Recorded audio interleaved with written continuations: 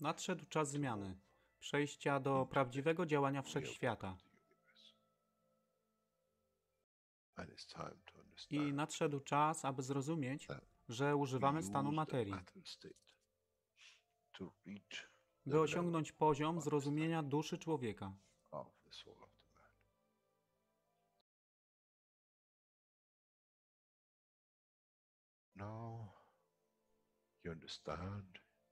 Teraz rozumiesz, być może, dlaczego Kreator wysłał swoich posłańców w imię tego, co miałeś.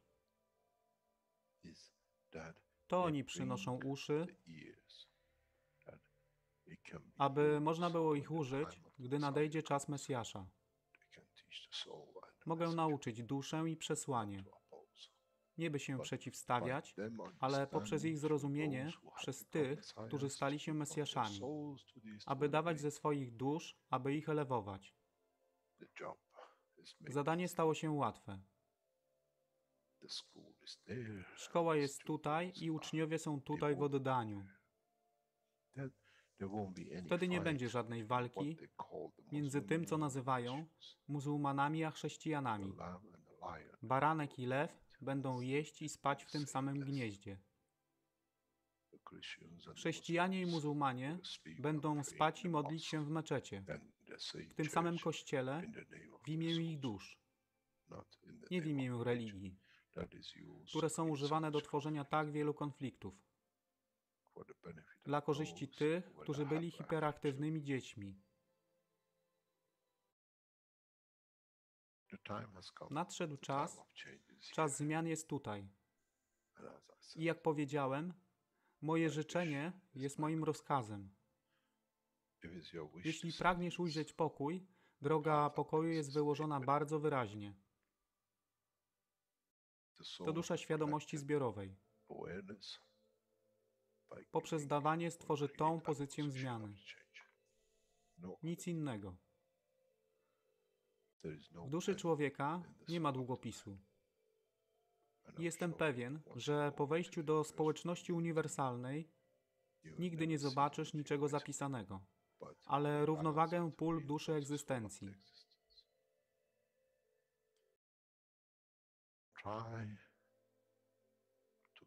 Staraj się być na tyle pokornym, aby nie stać się aroganckim w mocy, którą zrozumiałeś i posiadłeś.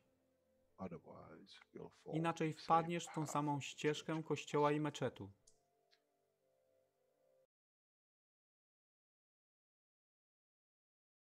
To jest to, co obiecaliśmy i to właśnie dostarczyliśmy.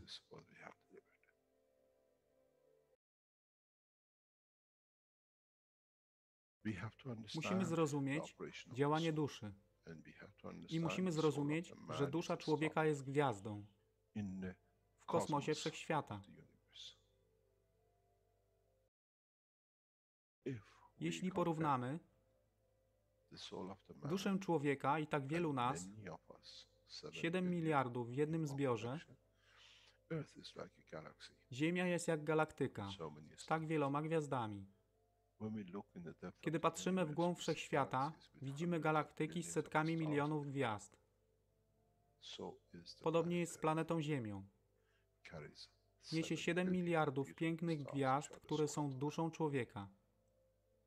Niesie z sobą duszę tak wielu trylionów zwierząt, roślin i wszystkiego innego.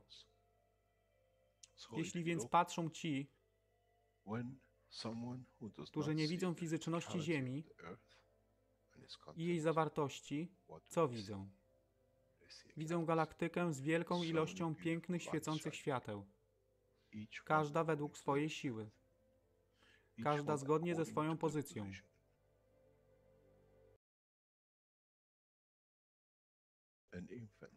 Niemowlę ma piękną duszę, podobnie jak staruszek. Dla tych niefizycznych, którzy nie widzą fizycznego wymiaru tej planety, ale widzą siłę pola, jesteśmy gromadami gwiazd. Ludzka rasa, każda pojedyncza dusza, nikt z daleka nie widzi. To jest dusza rybaka, to jest dusza kosmologa, to jest dusza prezydenta. Wszystkie świecą bez względu na fizyczność.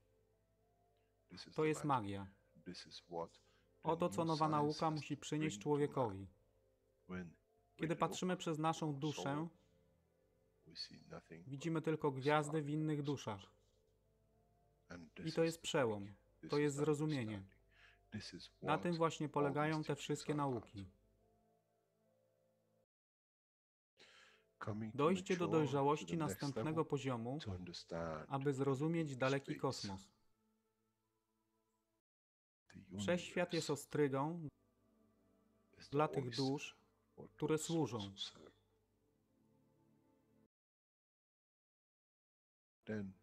Wtedy człowiek jest gotowy do wejścia w kosmos.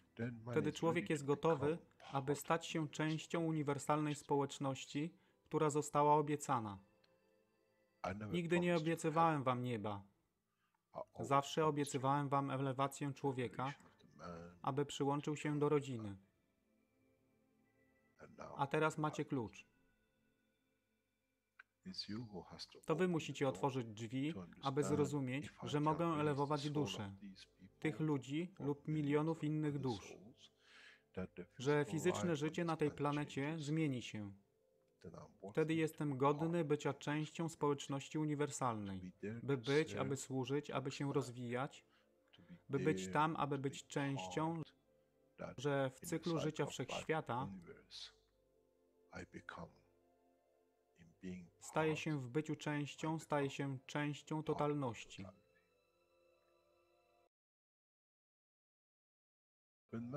Kiedy człowiek osiągnie ten punkt, pojawi się nowy wymiar w sile duszy człowieka,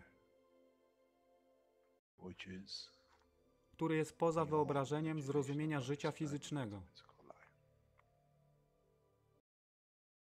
To jest brama do otwarcia nowego życia w nowym wymiarze, co jest poza wyobrażeniem tego, co mogliście nazwać nowym początkiem, nowym cyklem, gdzie ten cykl niesie ze sobą źródło stworzenia życia we wszechświecie i unikosie.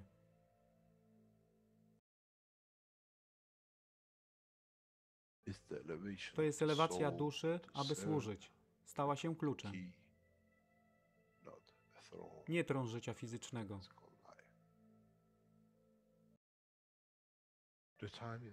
Czas jest odpowiedni. Nadszedł czas, aby człowiek przeszedł przez ten proces.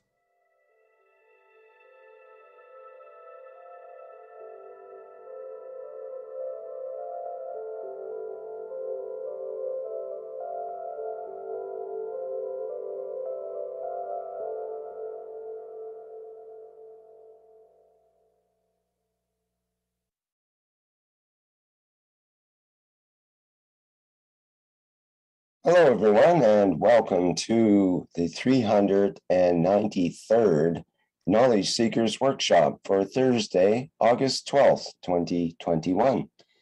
This is a broadcast of the Keshe Foundation Spaceship Institute Education Department and part of the Public Teachings in English.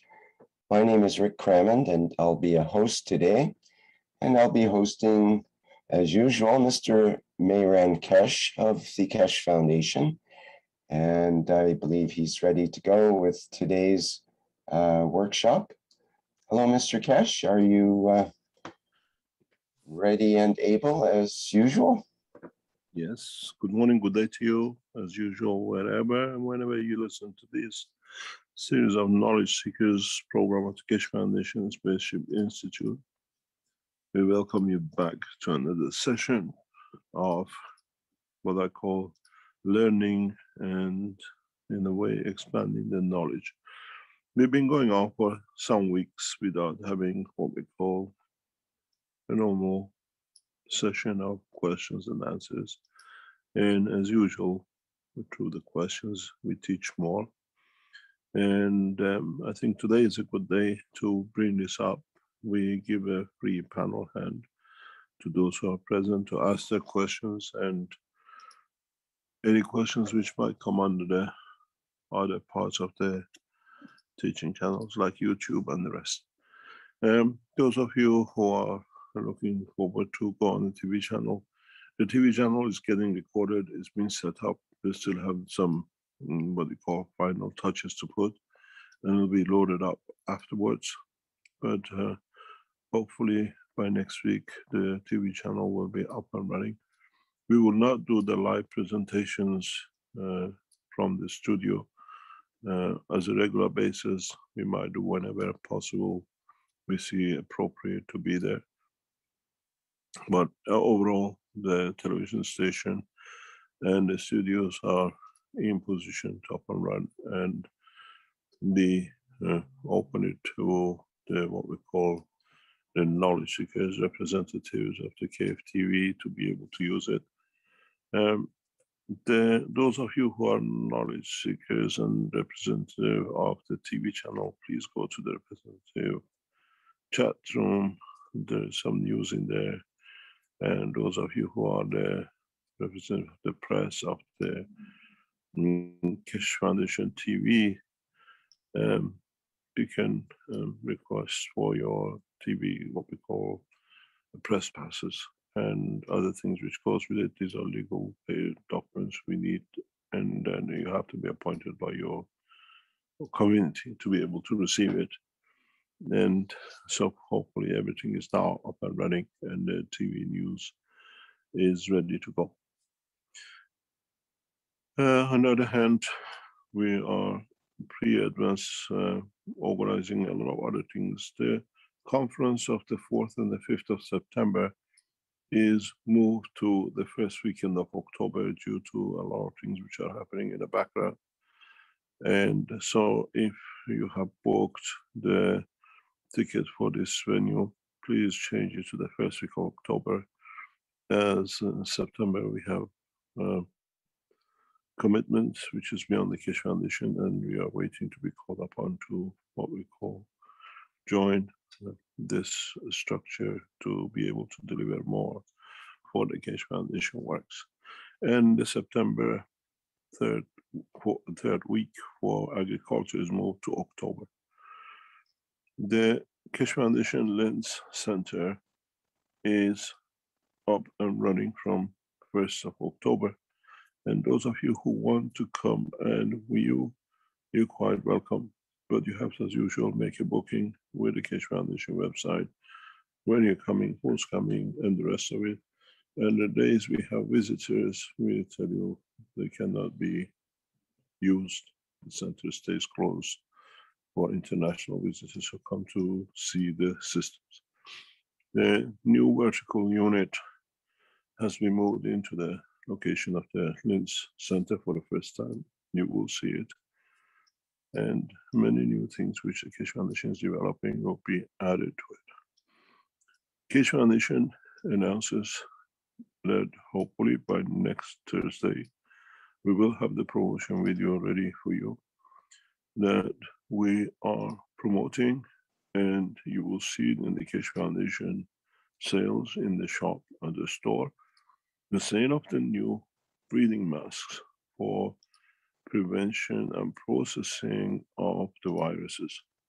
These are masks produced in the Keshe Foundation factories, which we are major shareholder in China, and we ship directly in China in the boxes of 20.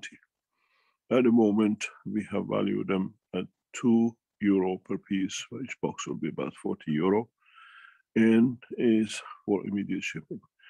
We are in negotiation on the other hands to governments and delivery to major corporations and so we'll start. And if our demand or our production exceed or be less than what the request exceeds, we will add factories into this line in China very rapidly. So if you are looking for breathing systems or what we call the mask, not only just to be a mask, but for prevention of the what we call viruses, and even if you have virus, to make it easier for what we call processing, you can purchase this mask on the Keshe Foundation store, and the quantities we produce are about 100,000 to 200,000 per day. that we can meet the demand in the contractual agreement. So we have, as we promised you, we have moved to this cycle, and very soon we will introduce what we call the oxygen machines, which use the same principle. The machines are produced and manufactured in Iran, and all the exports will be from Iranian offices of the Keshe Foundation. We will announce this in the coming time. But as we're going through the process, the new oxygen machines produced by the Iran medical companies and adopted for the use of the Gans in breathing system will be introduced, exported out of Iran to any destination across the world. In due course, we will release this data, hopefully by next couple of weeks. As I said, we are linking up and working with the knowledge seekers and companies which are connected to the Keshe Foundation to bring the latest possible. The Keshe, what we call enhancement mask unit, is produced on the high level of what we call medical certification for the factory, and the same will be with the oxygen machines, which will be announced in the next couple of weeks. At the moment, there will be more machinery will be added to the Keshe Foundation system. There's a big shortage of oxygen machines around the world, and the trials in the hospitals in Iran has shown the use of the new technology has speeded up the recovery of the patients. And so we are putting this for, again, clinical trial around the world, the way we did with the glasses. But the experts of these systems, once we announce it, will come from the Keshe Foundation associated groups and factories directly into the production and export out of Iran. As I said, we extend our work into the Iranian territory with delivering high quality systems across onto the export into the market. And in the coming time, most probably before end of this year, we will show the first transportation systems which the Keshe Foundation is working on, and hopefully we'll see the first result. The expansion of the technology is rapid, and you will see more of it. And as you are aware, we are expanding in a way to introduce the technology to many people as possible across the world. And we see what we call the Gans enhancement technology in breathing system as one of the major ways to enter in the international arena, where everybody will see and the Keshe Foundation will be exposed by its technology internationally. In the coming time, most probably in the next few weeks, as you see on the pictures here, a new set of sugar mugs, cups, and pressure cups, and what we call enhancement cups, or what we call cup of life, will be introduced from our factory in China, where the cups carry the instruction printed in several languages on the cup. And it will be again, the export is dispatched directly from our companies in China.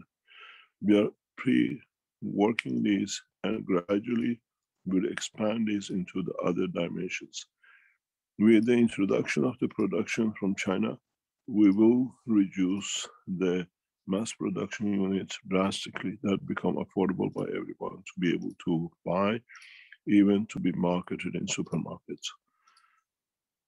Again, this is a part of the expansion of the new factory in China, which allows us to work on such things that the Keshe Foundation China team are working on it. In the expansion of the technology, we need to understand more. We need to be able to develop technologies that brings the use of the plasma technology in a household way, that we can apply it in every way and possible, what we call applications. In an upcoming time, Keshe Foundation will release 3 new products, which will bring a change in the production of many materials that we produce and in what we call in the health application fields.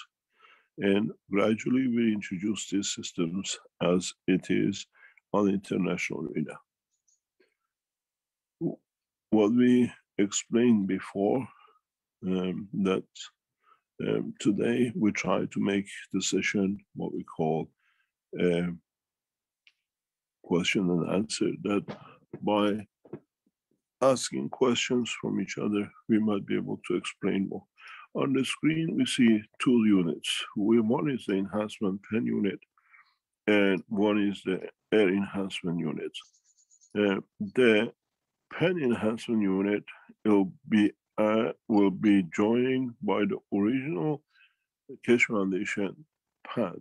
The paint pad will release a new version of enhanced paint pad systems. These will come out of the Austrian factory of the Keshe Foundation, and they'll be valued around about 150 euro. They are extremely effective, and they are produced especially for what they set out from the original structure of the paint pads. The new paint pads are, in a way, the completion of what we call the enhancement systems we had before. As many of you have tested the new paint pen, you've seen the rapid effectiveness of this operation. The same will go with what we call air enhancement unit. This unit has been more or less to its final position, and we will release what we call a new version of these in the next week or two with different applications that will be for total disinfecting environment. This is important for us to achieve, where we create a condition for operating rooms or people would like to use it in different areas of the house. This will be on the launch of the Keshe Foundation technology in the coming weeks. We go back to our teaching part, and if there are any questions which is relevant to the teaching of the past few weeks, please ask and see how we can, with it, expand the knowledge of all of us in this respect. Rick, do you see any questions or? Well, yes, indeed. The question that you were kind of expecting is the first question that's come up from Freed in the live stream, who asked, "Dear Mr. Keshe, what is the connection regarding graphene and nanocoding? Is there any relation, and can you bring some clarity regarding natural processes contrary to manipulated ones?" We were discussing this just before the teaching with Rick, as it has been raised in the Spanish and the Portuguese Keshe Foundation knowledge seekers that will start creating fear.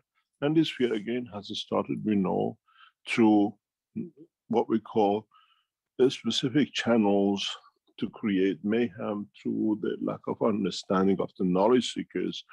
They're using the innocence of the knowledge seekers to frighten them away from the Keshe Foundation. And it's done by, again, launched from the basis we have seen from the past, and it's deliberately targeted on these two communities. Understand the science. Nano is counting individuality. Graphene is a shape. As I explained to the Spanish group last night, nano is the size of an atom, which will be in singularity, which is 10 to the minus 9 zeros of the meter. Graphene is when the nano, a single atom, in the matter state takes structure. We see it. All of you know this if I explain to you in a simple way. A corn is an individual, is a nano, is a single element.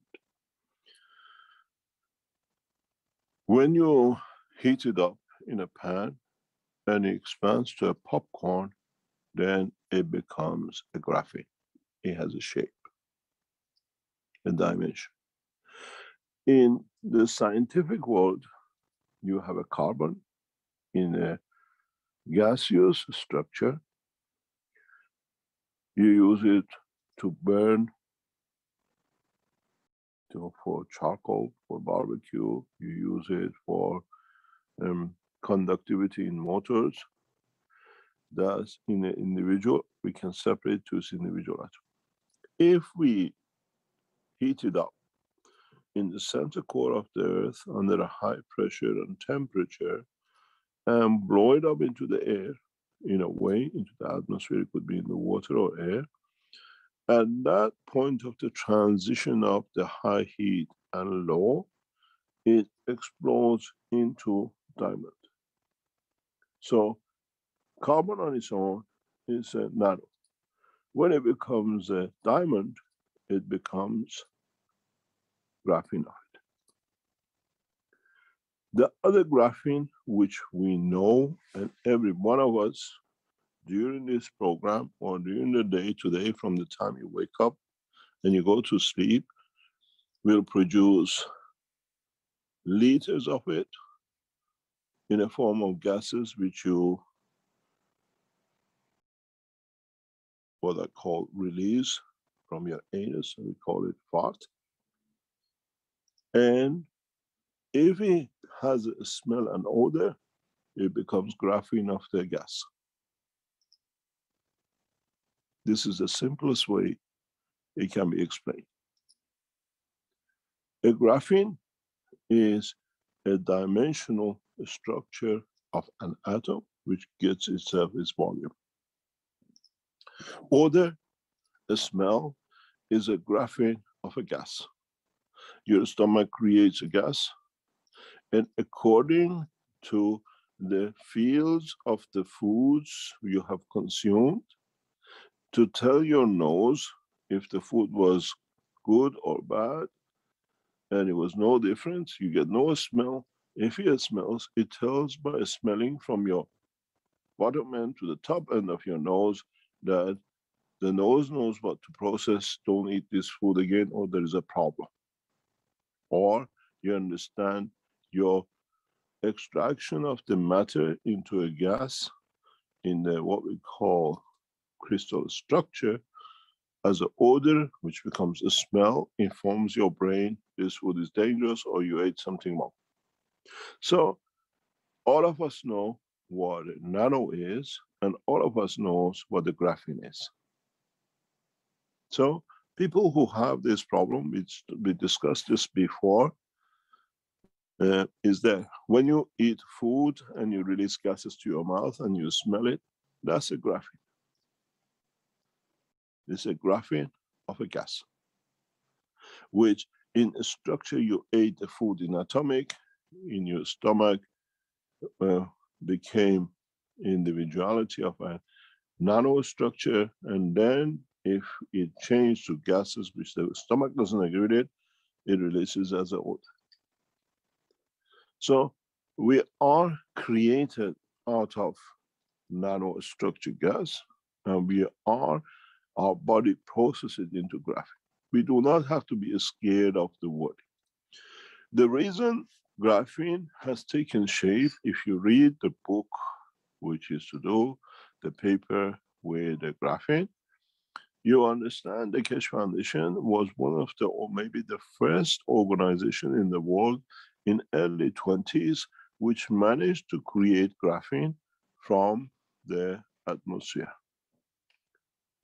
Which means for the first time we created the nano layers in our Coca-Cola bottle, and in that gap we managed to capture a gas of carbon in that gap, which gave it individuality and gave it the graphene of carbon, which means we managed to trap it as a gas inside it became.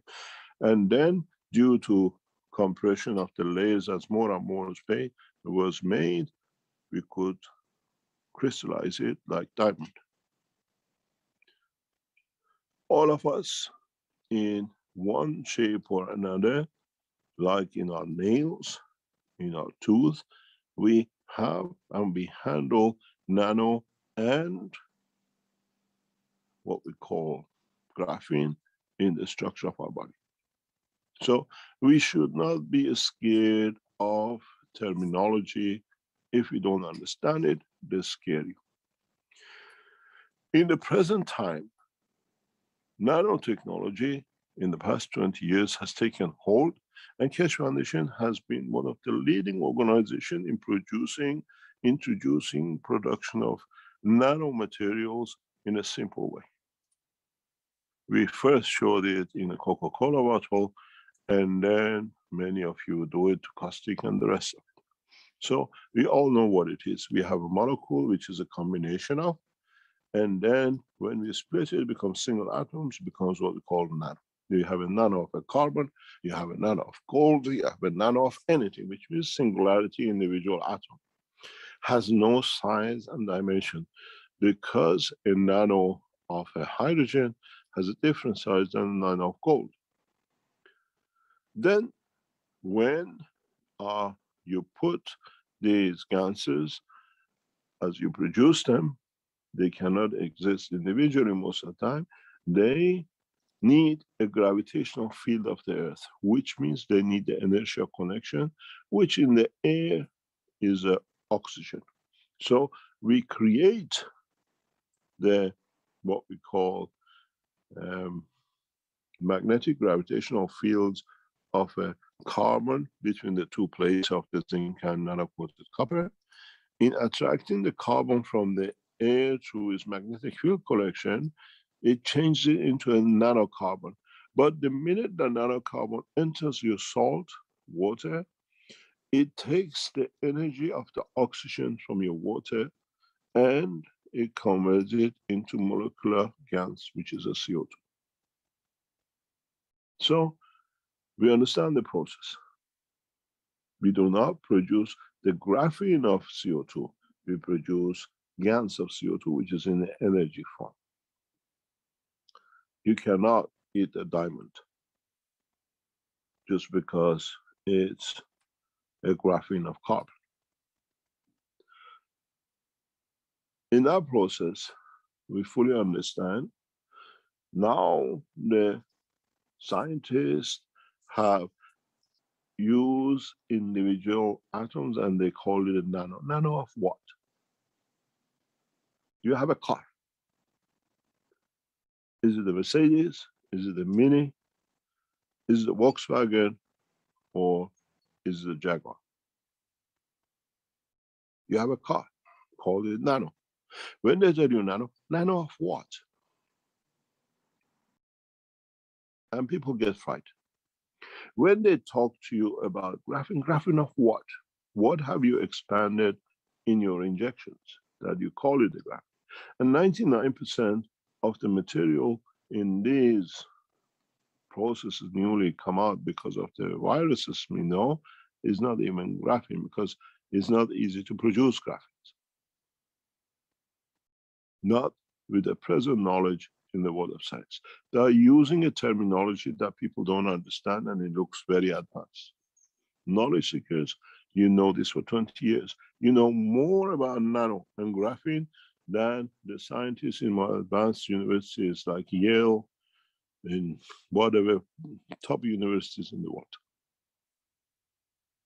In Iran, Iran has been the leading nation in nanotechnology for 15 years according to United Nations, because we understand the simplicity of it. They make it big to frighten.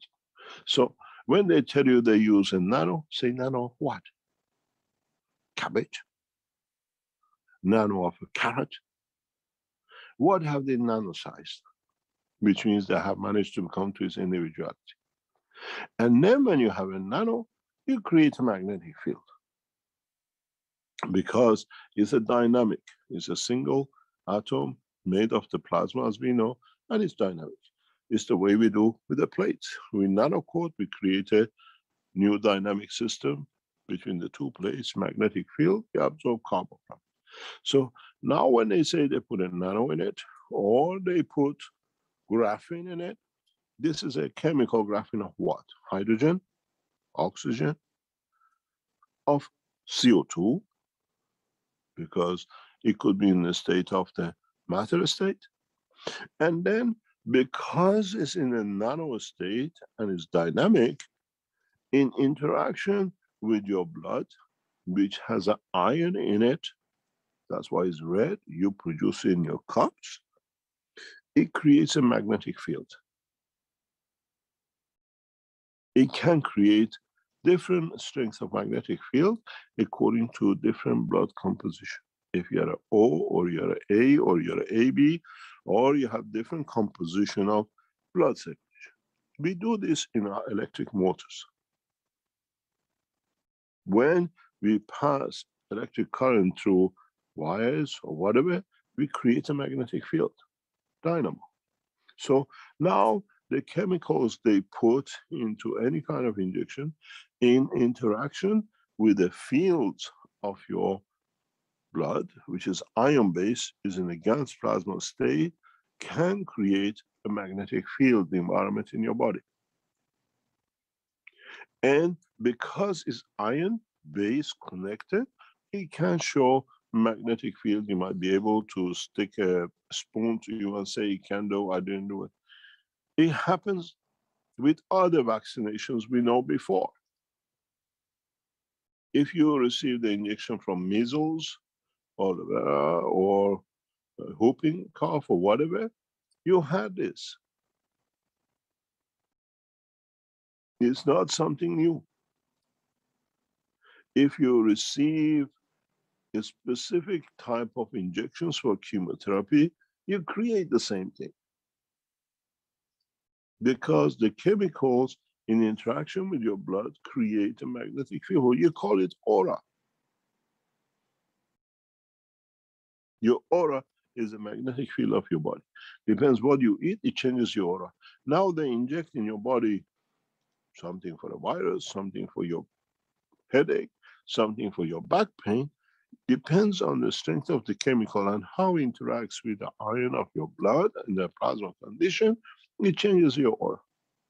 And if it can be reduced rapidly within the structure of the muscles and the skin, you might get some interactions. So do not be scared with what is coming out. We saw the first magnetic field changes with the original chemotherapies. This is not something new. Now people can video something and they start a scaremonger. Nano and graphene is part of understanding a science. Number one does not make it a cow, one man, one car. It's just number one. So it's nano. When you make it to become one car, so now you know a car. Now is this a graphene. And then you have to say what car it is. And then this is different combination of the chemicals they use. And the science of the man has not reached the point to produce graphene randomly the way they want. So they're using a word which make it very advanced, but in fact they haven't managed it. When we produced the first graphene in 2005, submitted to IMEC, the most advanced nanotechnology company in the world, they said we produce graphene. And we're using a nuclear material, and Keshe Foundation became a terrorist organization because we produce graphene out of fresh air with a simple technology which we all use. But we produced a graphene of carbon which came from the Coca-Cola bottle. And it's diamond, it's worth billions. We gave it to you free. It's in the book. Go and have a look. The graphs, the pictures of where it's submitted and confirmed. So, understand, yes, You have a nano, nano of what? You have a graphene, graphene of what? What have you managed to graphite? If it's a carbon, it's the most beautiful thing for your body. If they can create graphene of carbon in an injection that enters the body, most of the illnesses will be eradicated. But they haven't managed to do that. When you produce Gans of CO2, you don't produce one type of Gans of CO2. You produce a spectrum of the carbon energy, which can help connect, reconnect, disconnect all your neural system as is needed by the body. So in a way, scientifically, we have to invite the new knowledge in, but understand what it is they have or they claim they have made a graphene of. Which car are we driving? A Mini, a Rolls Royce, a truck, a ship. And then understand.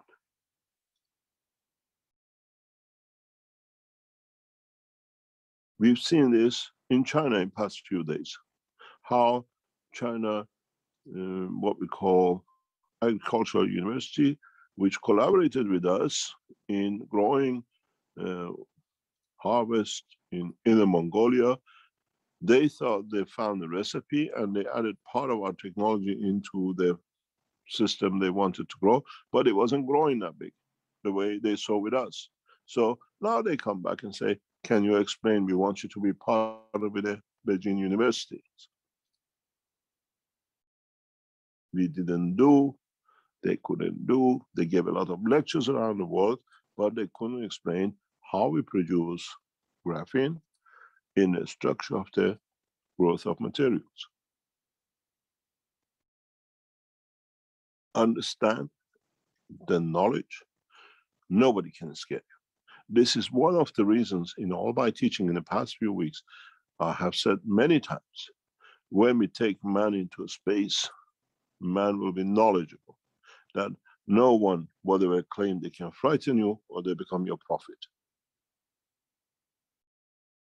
And this is what has happened in the Spanish and Portuguese group because of what we've seen, the people we kicked out of the Keshe Foundation. They are trying to say we know something just because we shared pillow they have no knowledge of. They never even made nanomaterial ganses till a year before.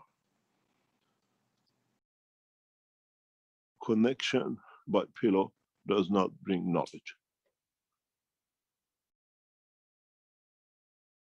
I'll call it a prostitution. They're trying to prostitute their knowledge, which they have no understanding of. And they're using the way they live their lives to live the scared and what we call knowledge seekers. Understand the technology. Understand what it means and how it works. Then nobody can frighten you, and nobody in a space becomes a prophet because does something which you do not understand. Now you understand why we say the knowledge has to be understood. The man has to change from inside before we take man to space. Because then you'll be abusing yourself and the others to lack of understanding the mechanism.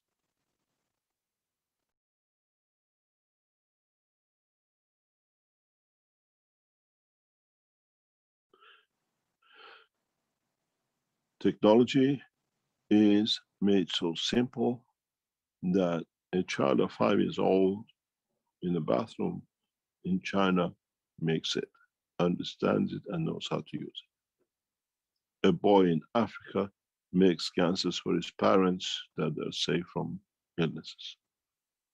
I don't think a white man in Spain or in Brazil is less than those two, unless you openly allow yourself to be abused.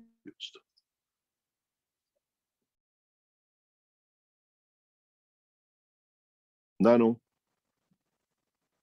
graphene, magnetic fields are all part of it.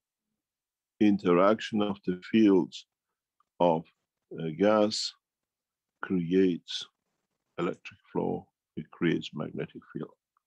This is how this planet was created. This is how the universe was created. Now it's become a point of fright because some people have found out how to frighten you.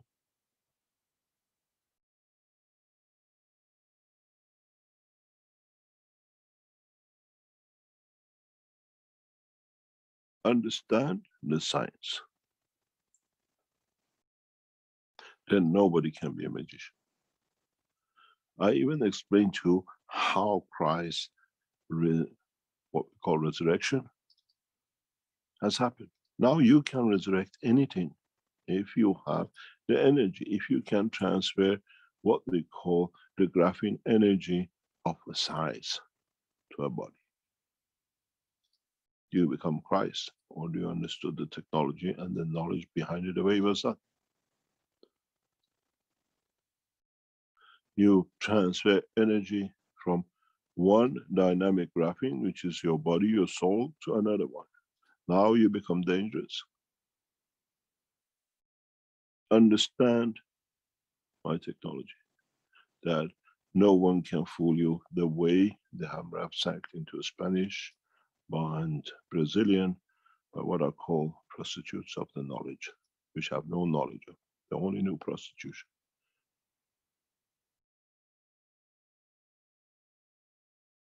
Don't let people scare you.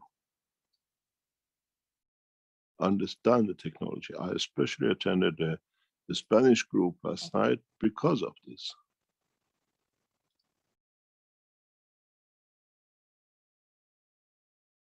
Cups of life. You've seen how he has saved millions across the world.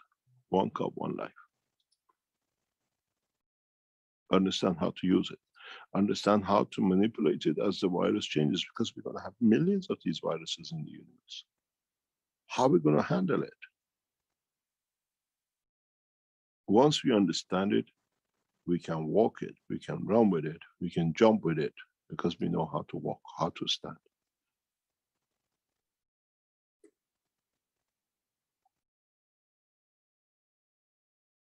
Understand scientific terminology and how it transferred from one side of the science into another.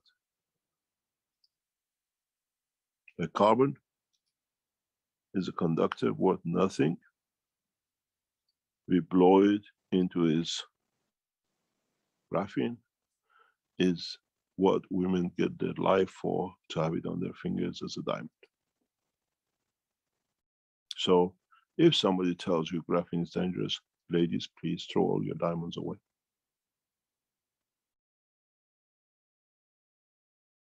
And the same with the gentlemen who like to buy it for them. You give them graphene that it can kill them. And next time, when you go to a shop and you buy popcorn, don't put it in the mouth of your child. The graphene can kill you. How many of us have died of popcorn? And how many of us eat the corn? It's part of our structure. It's part of our life. Ignorant people using other ignorant people in knowledge can scare them.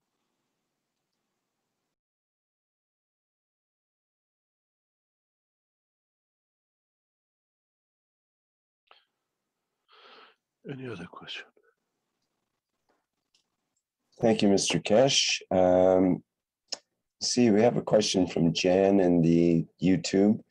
How can we produce GANs of oxygen? Gans of oxygen is very easy to produce, but it needs a specific equipment.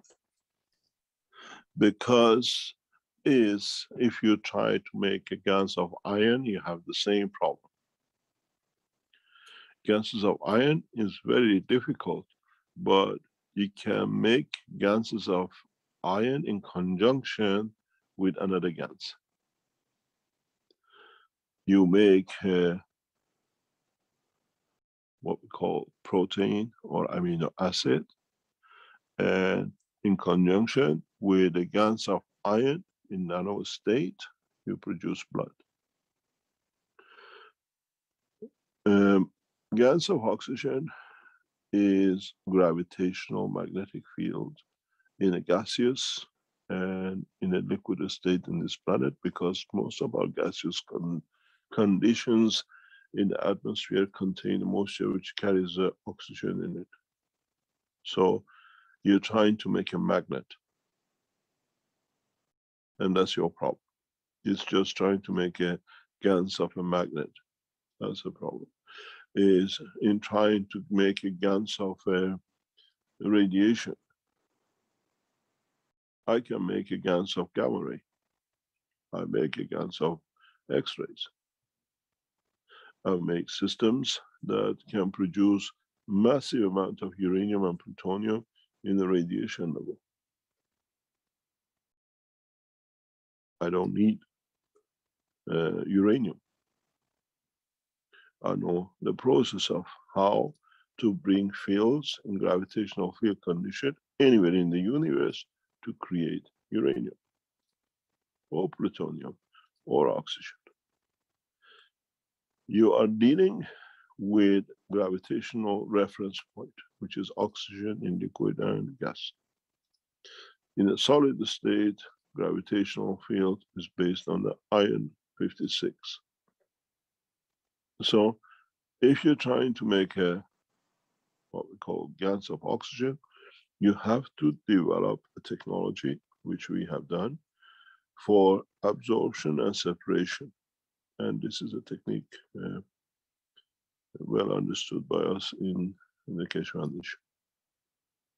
But holding oxygen on its own in its nano state or what graphene state, it's not difficult, it's easy, but you have to understand principle of what we call inertia of the planet.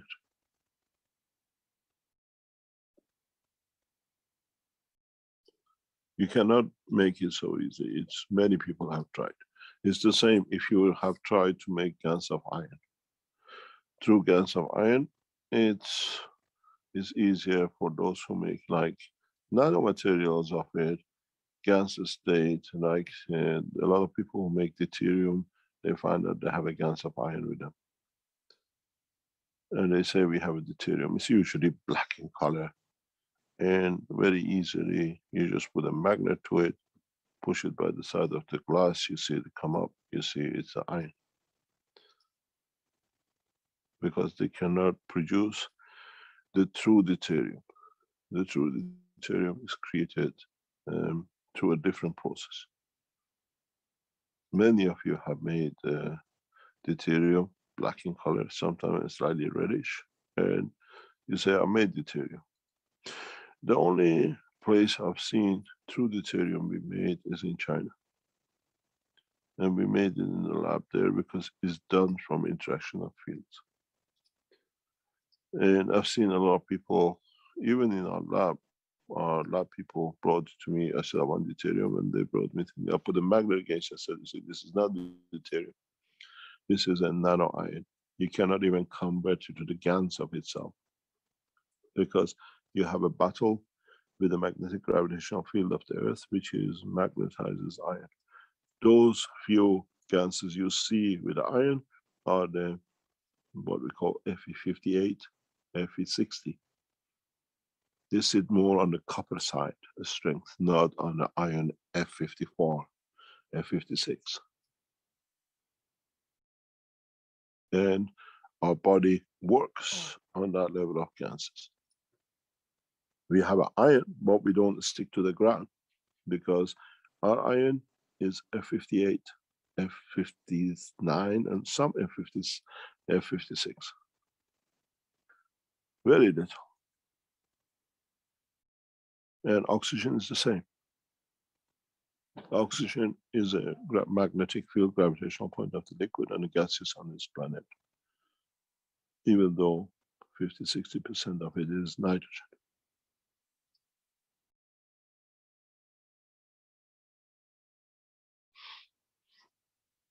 It's not easy to make unless you know a process, and it's something you don't really need, but if you can produce it, it's a radical, and it can create a lot of beautiful conditions. And nobody who has managed to do it in Keshe Foundation.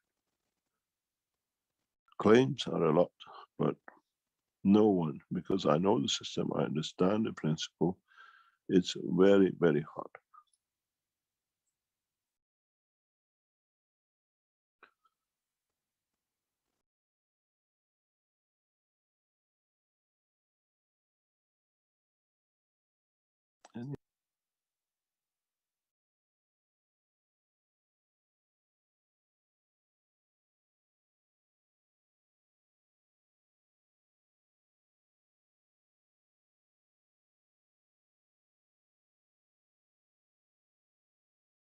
Any other question?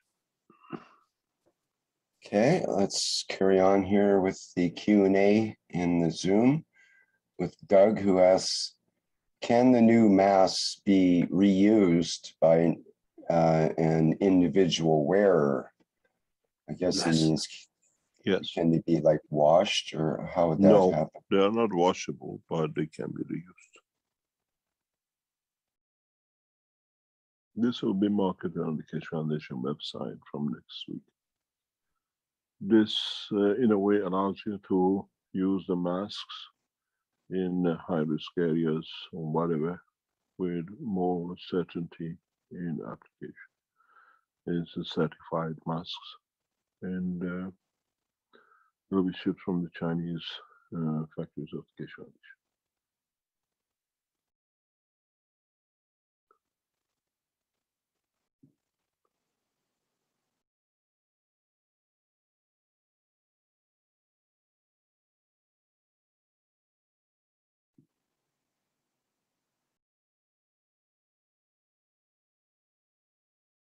Any other question?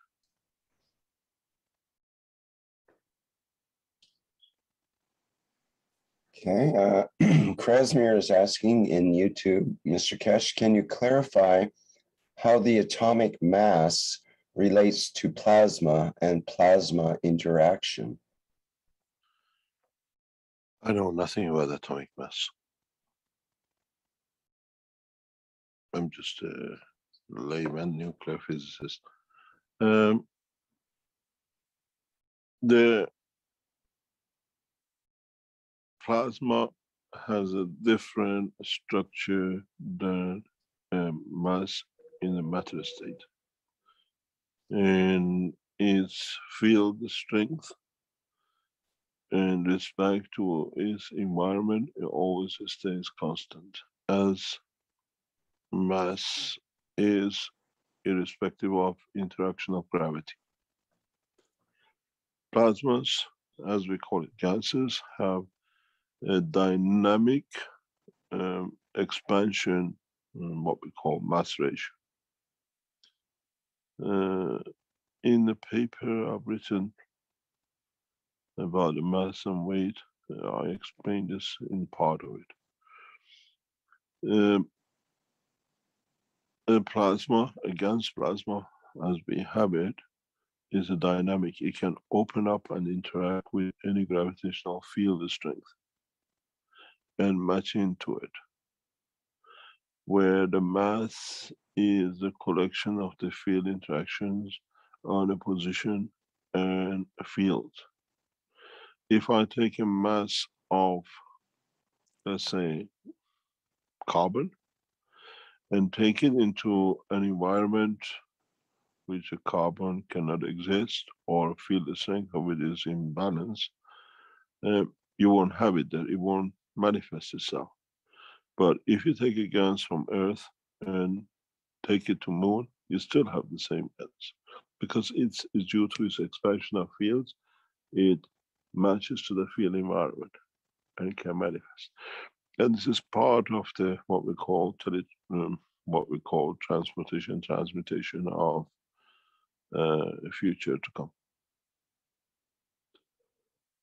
if I transfer your mass on the moon or another position where that mass is the same, but it's a different gravitational field of the environment, it will not show itself, even it has a mass of its own.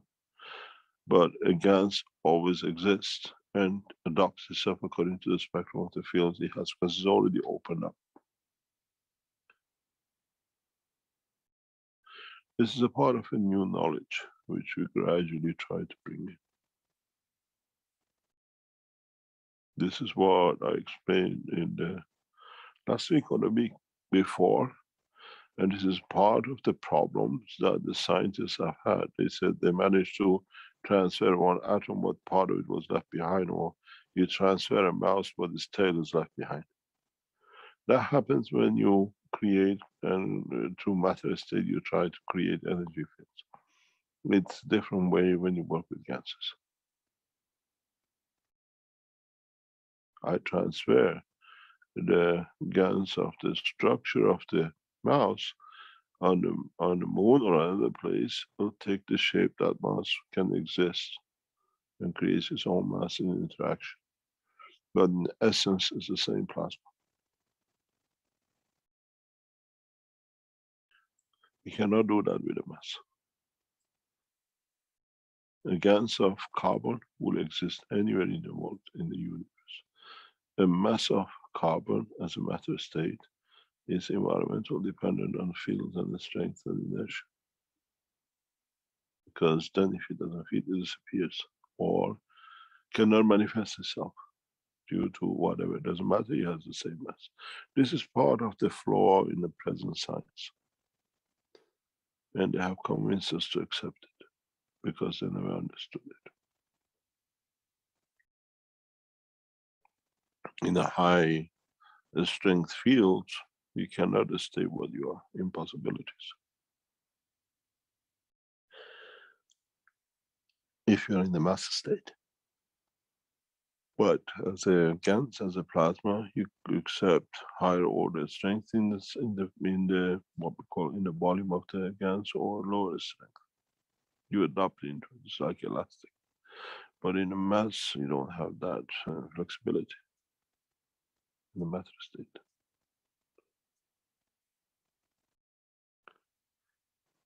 If you understand this in a different way, when we send you Gans bottles, when you receive a CO2, see how much is in there, and when you receive a copper, see how much is there.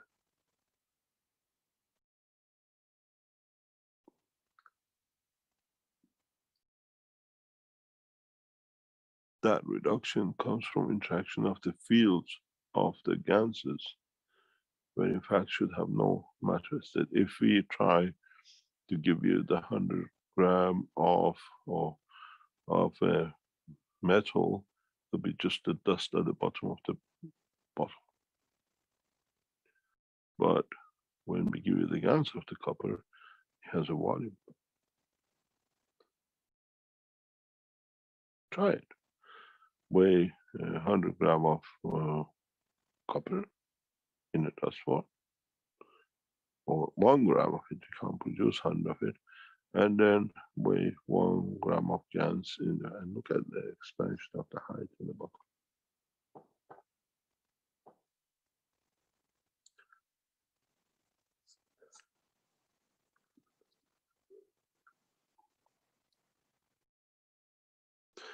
This exhibition center is gone.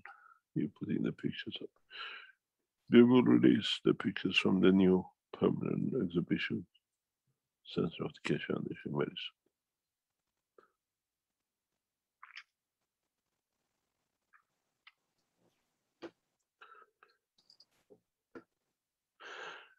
soon. Keeping this picture, when this exhibition was set up, the same people that are scaring you with and nano and graphene called the owners and the directors of this exhibition center, frightening them. These machines are going to do this and that and a lot of what I call rubbish. And they told them, he's a nuclear physicist. He knows what he's doing. You're just talking nonsense. He, as well as Austrians, know what sits the where it sits the truth and the knowledge.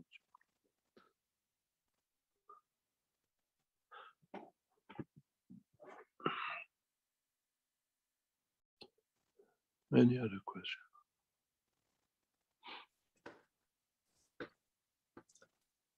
Yes, we can go back to Lisa from Australia, from the Plasma School Library, Australia, who asks, in the cup of the universe, we must use a mix of salts. Could Mr. Keshe please expand on these salts in a general way in relation to the human body? Lisa, Australia. Yes, Lisa, Australia. Different products or different materials create different initial field forces, like as we have on Earth or somewhere else.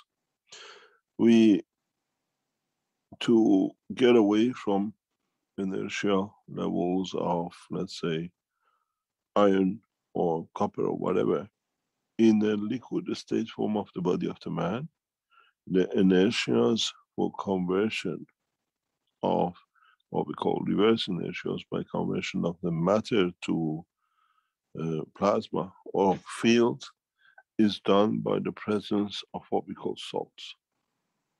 Or in a way, salts, you call them, in the terminology of plasma physics, in the direction of the life or dynamism or flexibility, we call it salt or inertia system.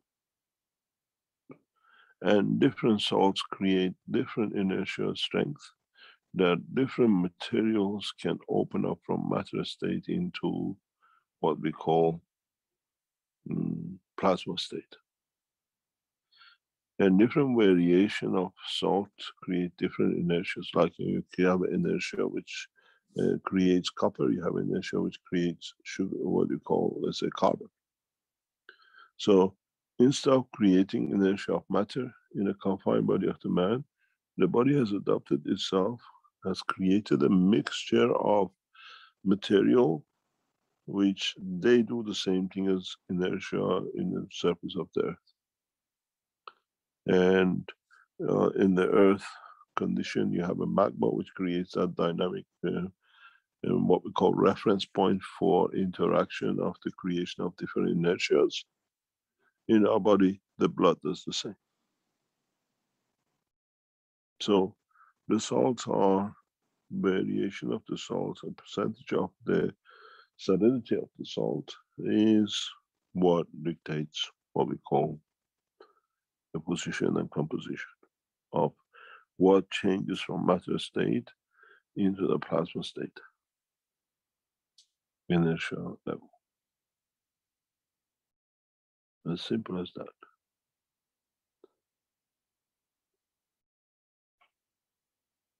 On Earth, we have inertias on the matter state. In the body of man, to create that inertia, we create salt to do it. And different inertia levels, salts, what we call salinity and mixtures, allows different manifestation from the same plasma. It's the same amino acid with different salinity or different field strength inertia. The same amino acid becomes a cell of a heart. The same amino acid in different salinity becomes a cell of a kidney. And that's all it is. Unless you want me to make it very complicated to tell you I'm very clever, that would not happen. You have to understand the principle. Salts are, in a way, inertia creation in the body of the man. And you have Earth with what we call the magma and different plasmatic magnetic fields of the mass ratio of the matter. It creates inertia, which creates a magnetic field, which absorbs what we do, like in your boxes, from the energy to matter state. So is the same with the salt. And that salinity, again, dictated by the matter which needs to be created, which is connected to the emotion. I need something to get rid of what I eat in a liquid state. So the body creates different salts, creates different system of filtering, creates a kidney that allows you to get rid of the extra water which you intake. So in fact, the cause or the creator of salts is partially embedded in the emotion of the mind. This is why how we get cancers. Through emotion, we change the salinity, and a prostate from not being cancerous become cancerous because it produces different material.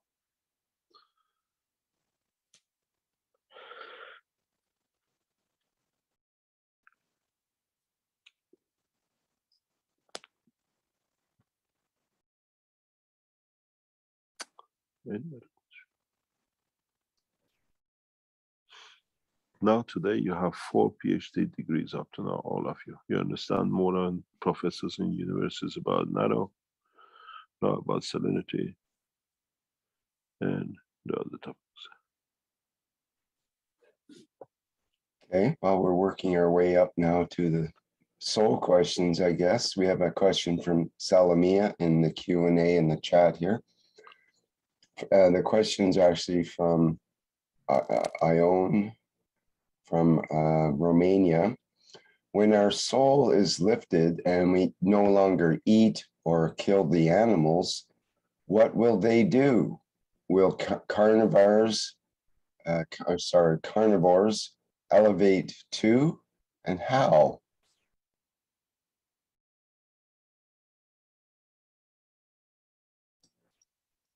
Yes, of course, we have several more questions.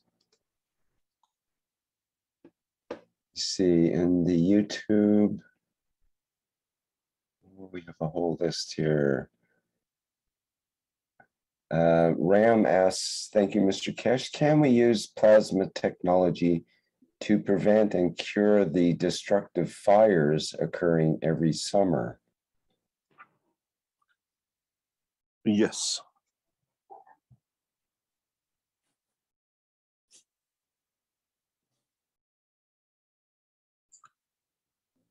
We were thinking about that question in the plasma group, and it was mentioned about including Ganses in the water that they normally put what they call fire retardant. They put fire retardant in when they spray the woods with fire retardant to prevent the flames and so on. And that fire retardant can get into the water supplies and into the food system and so on. So perhaps there is some combination of Ganses or other plasma technology that could be used to replace that rather destructive technology.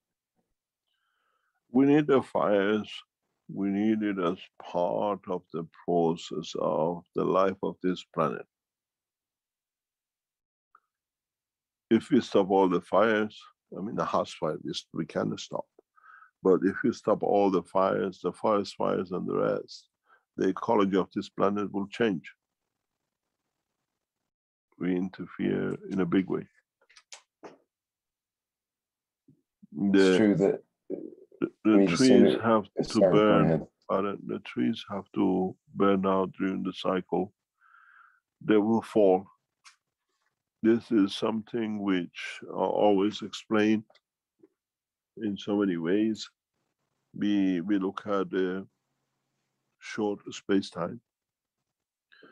No tree has lasted from the day when life started on this planet. And no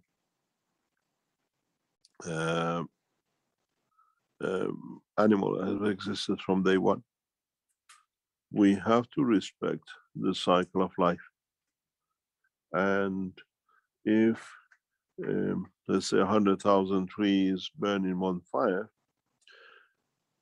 10% of them will fall next year, another 10% will fall the year after, and the next 30, 40 years, the whole drop. And this is the problem we have.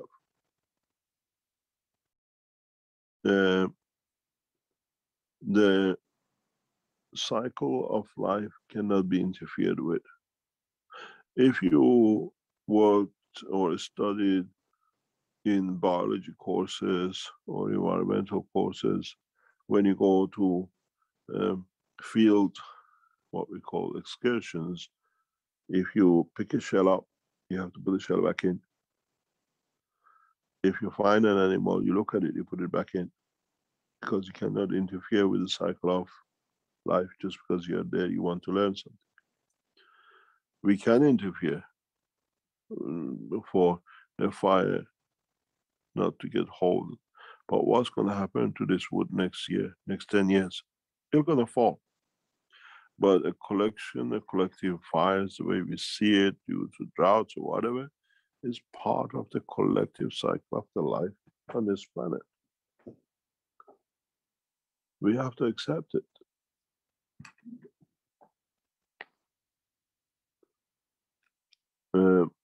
It has been there with what we call the forest fires or that kind of fire. That's how man learned how to cook. So the fire from the creation. We can stop fires. The technology of it is there, and we are talking to a number of organizations in that respect for development of these kind of systems. There is an Iranian team who works on this, and they use a sound, new system with a sound that they can close the fires and whatever, and they're looking at into applying the Keshe Foundation technology to it, and we have the technology to do so. Most probably in the coming months we'll market it, but it's a restricted zone. We have the knowledge and the technology in our hand.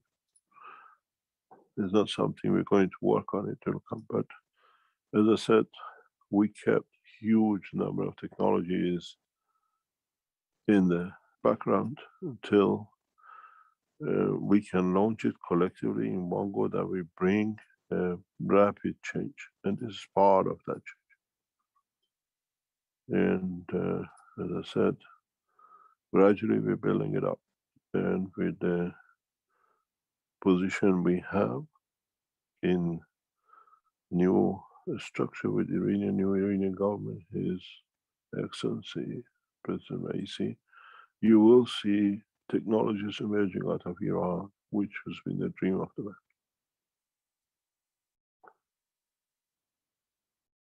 If, as we see technologies used, and we see the right way, we release massive technologies out of Iran. And as I said, this is a gift to the new administration. If they use it, we work very closely to bring it all, we all can verify. And the signs are good. And once the system settles down, they've been in power for more or less a week today, the next 3 or 4 weeks. And then we will see rapid release of new technologies from Iran. And fire extinguishing is one of them. It's developed partially. I saw the basis of it about 2 years ago in Dubai with the Iranian team, and it can be expanded very rapidly worldwide.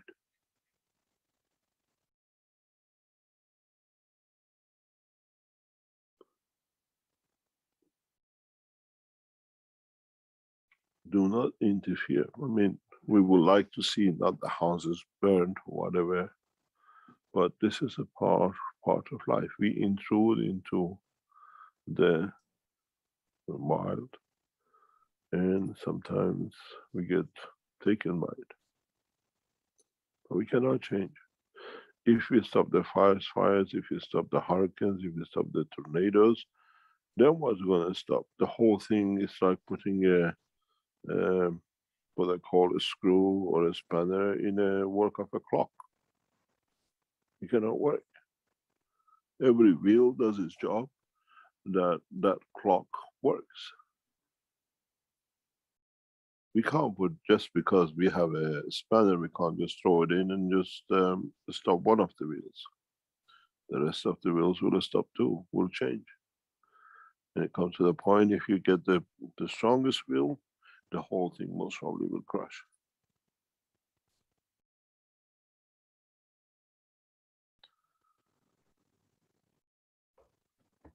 You can imagine the arguments if we figure out how we can stop the rotation of the earth.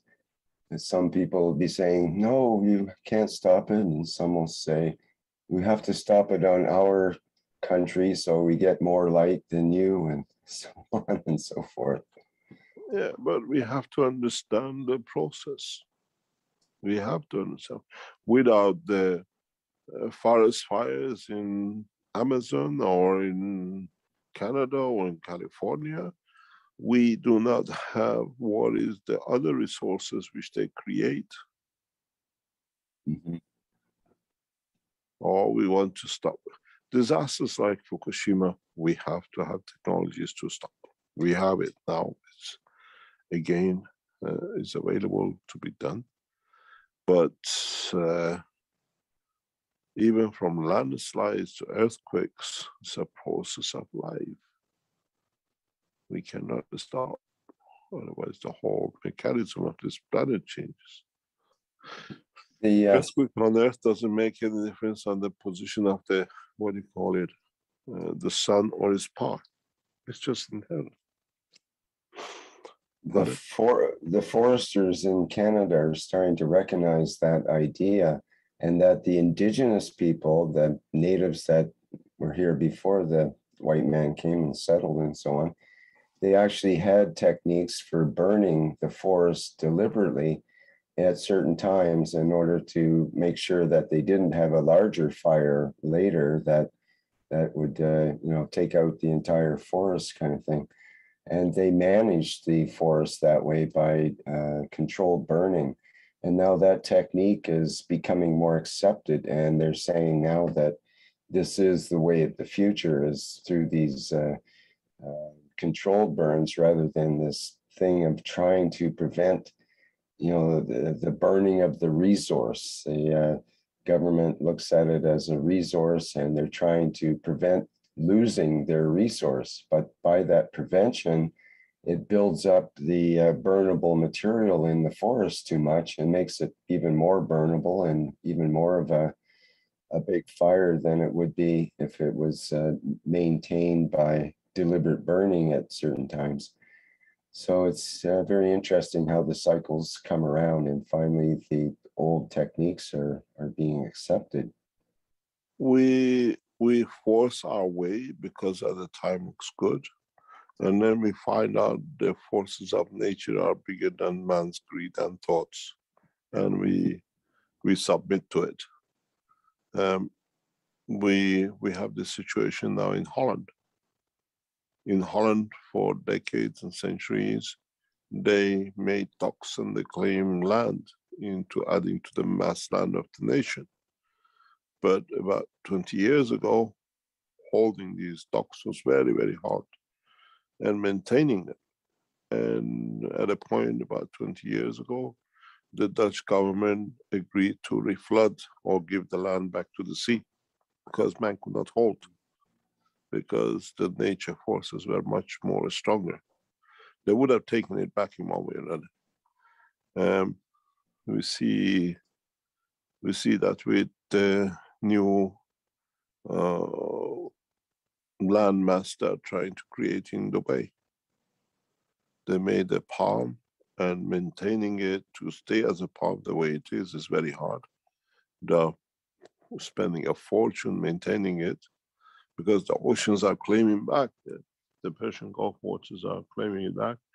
And then they made, I think it's called the continent, or the countries near to it. And nobody's moving onto this. And if they leave it within months, there'll be no continent left. It's like, Europe, and then you have Germany or whatever in it, and you can buy these countries or whatever. I think, if I'm correct, is in a circle shape. And the last time I was in Dubai, none has been sold, more or less, except one to the Sheikh of Dubai, I think, if I was correct. And if you leave it, then the Gulf will claim its own sandbag. These are the forces of the nature we cannot stop. We can divert in the small areas. There are trials in South China Sea with the Chinese. They're claiming huge amount of ocean by building what I call fake islands to extend their territory. And some of these islands need energy, power, and some of these islands need to survive because they've been made in the path of the annual hurricanes. And sooner or later they'll be coming back.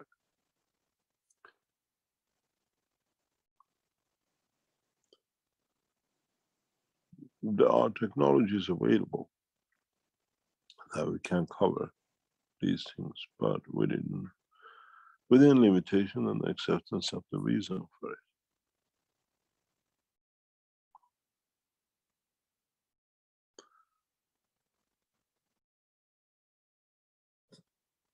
Any other question?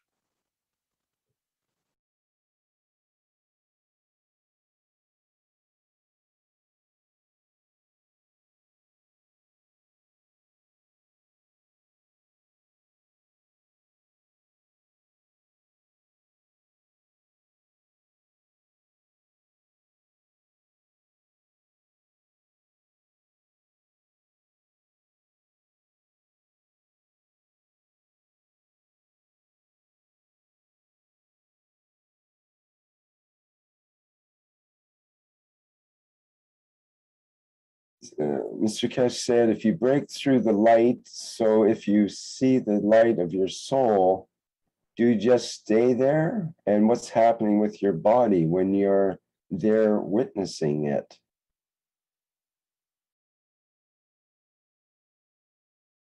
I don't know if that question quite made sense, Mr. Keshe. Should I try it again? Can you repeat that? Philip says it's a little broken, but Mr. Keshe said, if you break through the light, so break through the light. So if you see the light of your soul, I think break through the light so that you see the light of your soul. Do you just stay there? And what's happening with your body when you're there witnessing this light of the soul?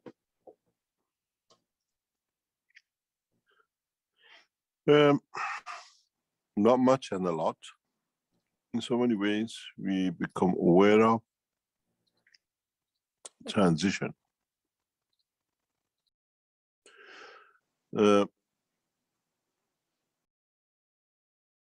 We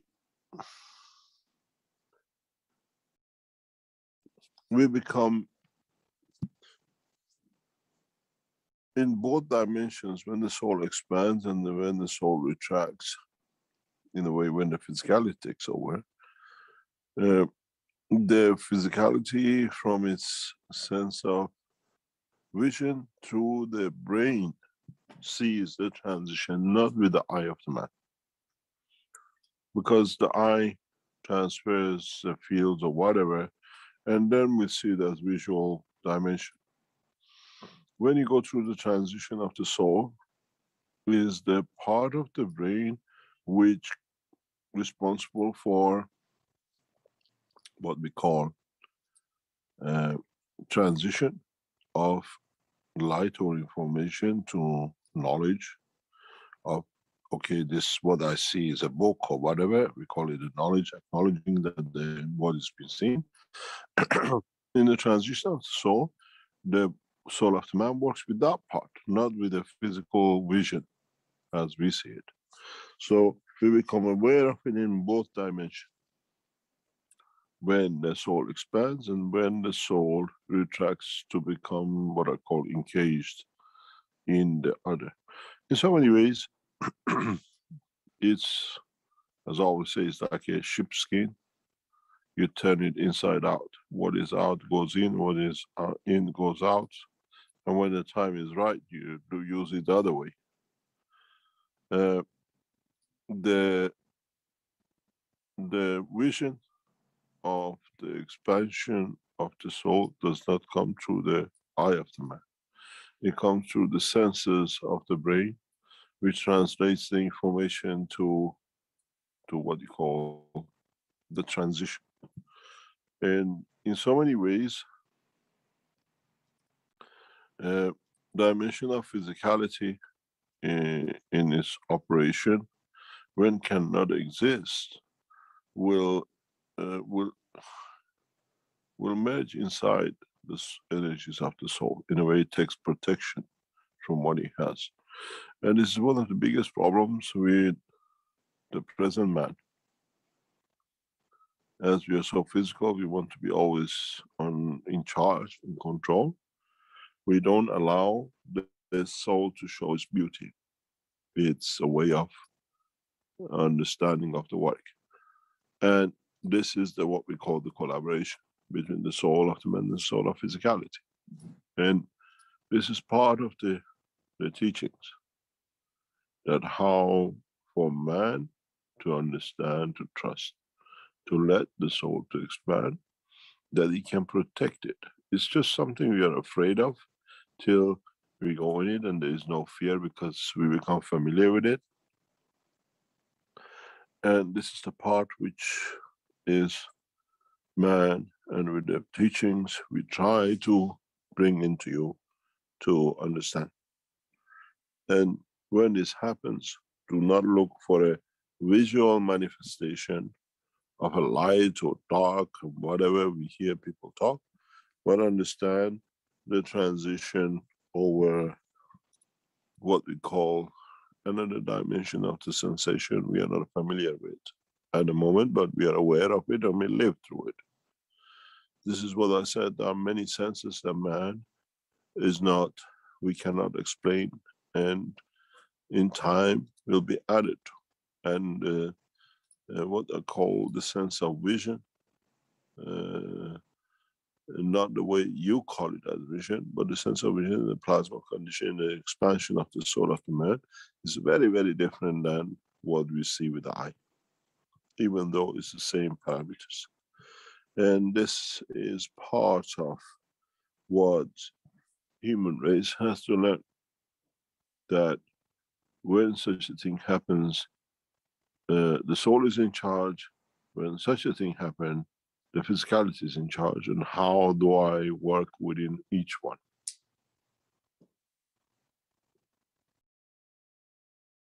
We talked about the disasters. If you suddenly find yourself surrounded in a forest with a fire, and in a physical dimension you burn, and the soul is free. But if you have the knowledge, the capability to transform and cocoon the physicality within the fields of the soul, as a field extension, you can move it anywhere and pop out on the other side of the forest when the fire is not and it's clear, and then go to the transmutation. This is not something abnormal. Man and many of our ancestors who have been in touch with the civilization beyond this planet have seen it many times. It's now his turn for man to learn the process. And it's done through emotion, nothing else. And this is what we're trying to teach. When you look at the structure of the man in his brain, it's very simple. We all have it, but we have never used it. When you have the brain and you have the soul in the center,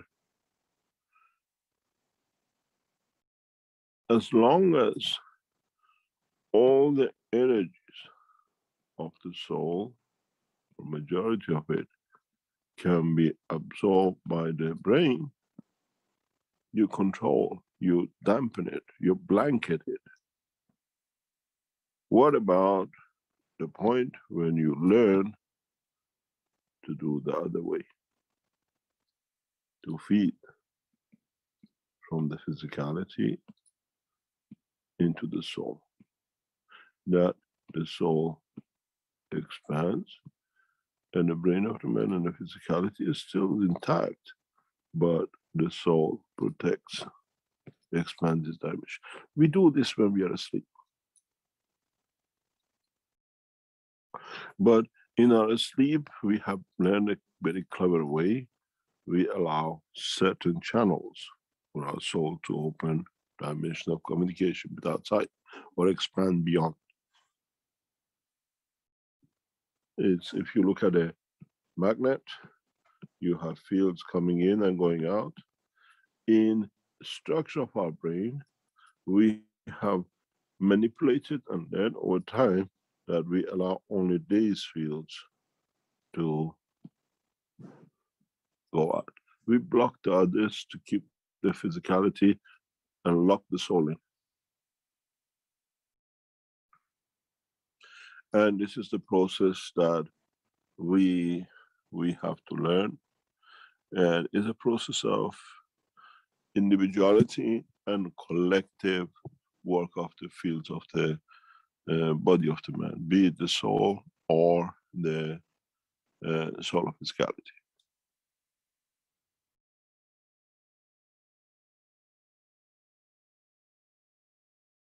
And this is what we call the spirit and the soul, and how we separate them, and how we allow one to transmute within the strength, within one into the other dimension and come back. Where we see a dimension of physicality we want to manifest ourselves, we reduce, and now we become physical.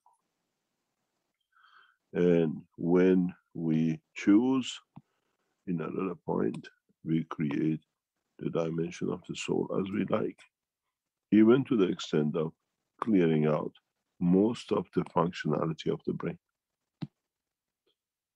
And then we, in so many ways, we take over. We choose.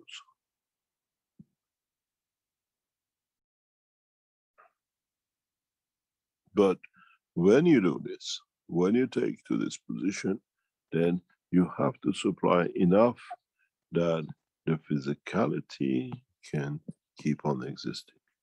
That in a way, not the physical normal function of the brain, but the emotional function of the brain still exists, that you're aware of what's happening outside, but if need be, you can become physical dimension to see the outside. This is part of what we'll show with enhancement units, part of what we'll show with new technologies and sciences which will come.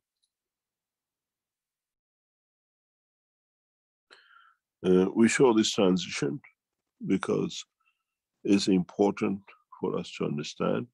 And once this is shown, the dogma of the religions will finish.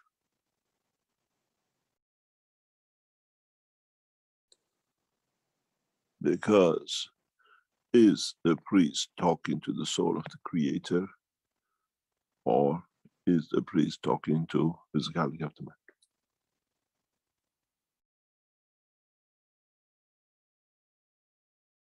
And these are the things which will come with education and understanding. And to us at this moment is abnormal, but when you understand, you work in two different dimensions, it become very normal. To our new or next generation, some of us will become enlightened with the knowledge and the process of working with it.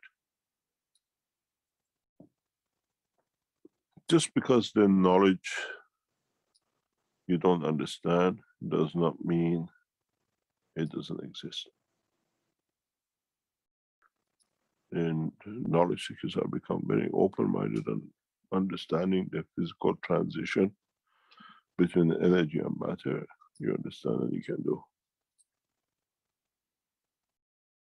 But when you want the soul to be in operation, the energies of it, not the soul itself, or when you want the energies of the physicality to be.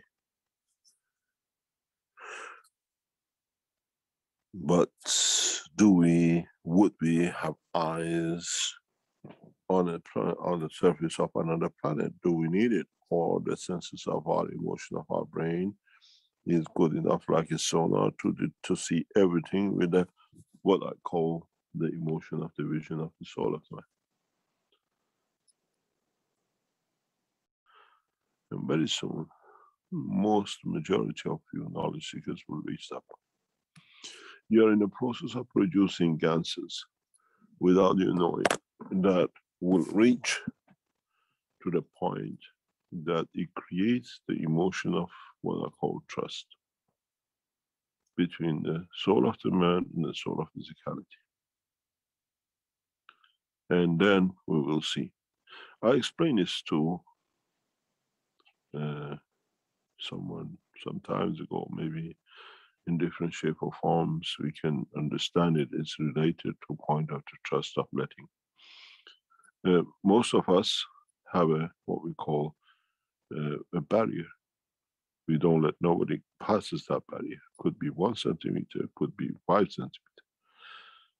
And some of us are, we only allow certain people to shake hands with us, certain people to cuddle us.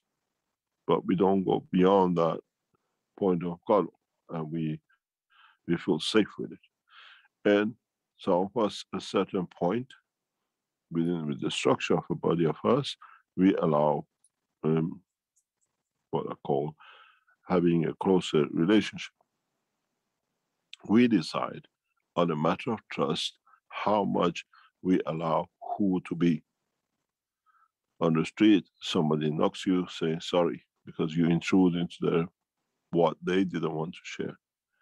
And you can knock to someone on the same street, but it's a friend, and he turns out, oh, it's you, and you get a cuddle and kiss for it. And the same one, we knock on the street, shoulder by accident, and you end up being our lover. We decide the process of accessibility and process of emotion acceptance. And this is what we have to do between our soul and the soul of physicality. The trust. At the moment, human beings are the ones who are knocking on the street and sorry, I'm on my own, you're not allowed in. We're trying to create that position gradually, that when you knock somebody on the shoulder by accident, walking, then you find out it's a friend. You cuddle, you kiss. You're there for me as much as I'm there. And then we have to move to a position that we become lovers. That the other become more important than me. In a way, as I said, in the forest position with the fire, I love the physicality of what I've created, that I stand out to protect it. And when the soul is in a position of not wanting to be, I take the position of what I call physicality. Man, at the moment, is in that knocking shoulder on the body on the street, and still having the fear of trusting to be a friend. And this is where we are in this cycle of man. And this is what with education we're trying to bring you to understand. What you have ignored is a friend you need if you're going to go and find the love of Creator to become a lover. And this is where the knowledge of the Keshe Foundation sits. Allowing the man in the dimension of physicality to meet his Creator through the dimension of his emotion, or what we call without tangibility and physicality, but in the dimension of the fields of the emotion. And then when the man falls in love with his Creator through the dimension of his soul, that man has the freedom of to be what he wants to be at any point. Physical dimension or dimension of fields of energy, as we call the soul. And this is a process we all have to learn if we would like to go through that transition. We go to churches, we go to mosques and pray to help or see the Creator. But it's us who has engaged the soul, who has the capability to be in touch with the Creator. We have put it in prison, and we would like to be able to dance with it, but we're standing outside the prison, and we are the prison keeper. To enjoy, to be able to enjoy your prisoner, you have to let him out to be there on the dance floor to dance with you. And this is where the fear of man is. And this is an emotional love, which comes from the interaction of the field of the two, that you're always afraid that if the soul takes over, the physicality dies, where it's actually in reverse. When the soul takes over, the physicality gets a chance to survive.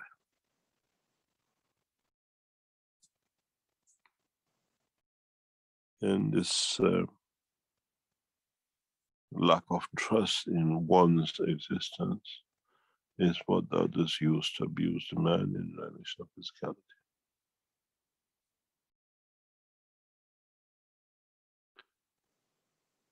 When we shall meet with the world leaders and the religious leaders, we will ask for the rope and the turban. Does not matter whatever, because they'll be enlightened to the truth, not to our presence.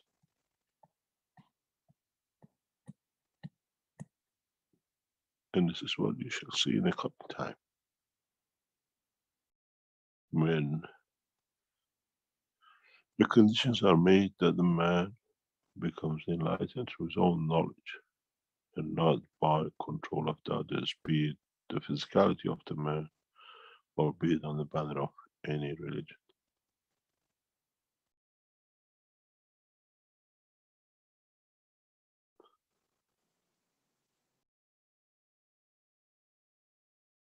You shall see this very soon, sooner than you ever expected.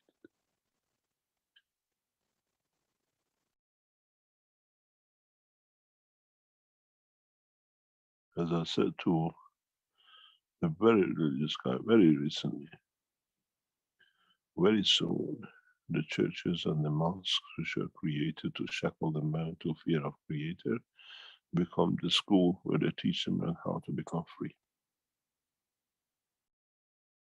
The same building, the same structure, the same man, but instead of frightening him from his existence, it will enlighten him to see his Creator through the right way, to build trust between the soul of the man and the soul of physicality. And then you will see the change.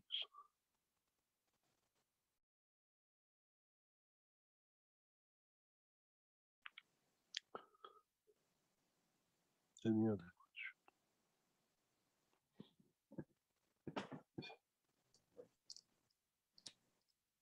Thank you, Mr. Keshe.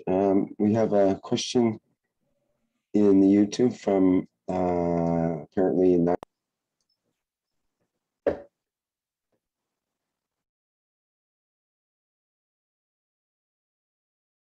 Okay, we've got a hand up, Mr. Keshe, from Azar here. You heard that song that says, "Here comes trouble." Good afternoon, Mr. Keshe. Good afternoon, Azaja.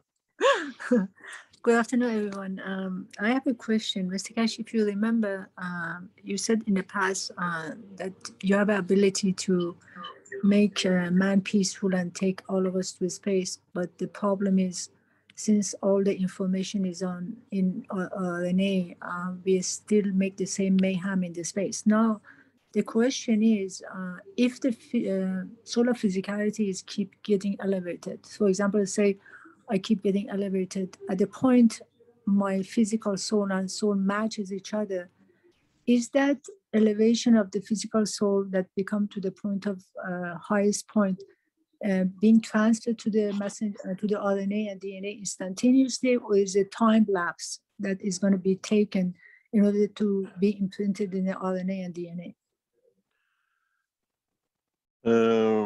I'm going to answer you in a very, very different way because it needs to be answered that way.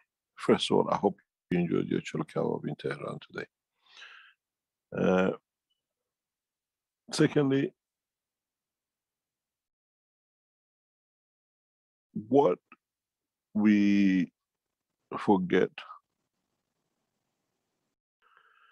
is the cornerstone of the plasma technology and the teaching.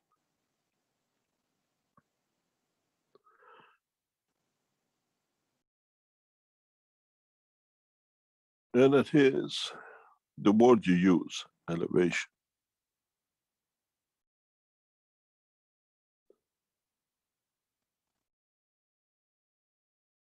In the world of creation, humbleness is the process of development of another soul. When you speak about the elevation of the soul, you speak about the elevation of the soul of the man, but you speak about humbleness of the soul of the physicality. And this is what man has not learned yet. You do not elevate the soul of the man as you consider. You make physicality so humble that it allows the soul of the man to show its beauty. Totally two different ways. And as long as you become thinking you're humble, but you're actually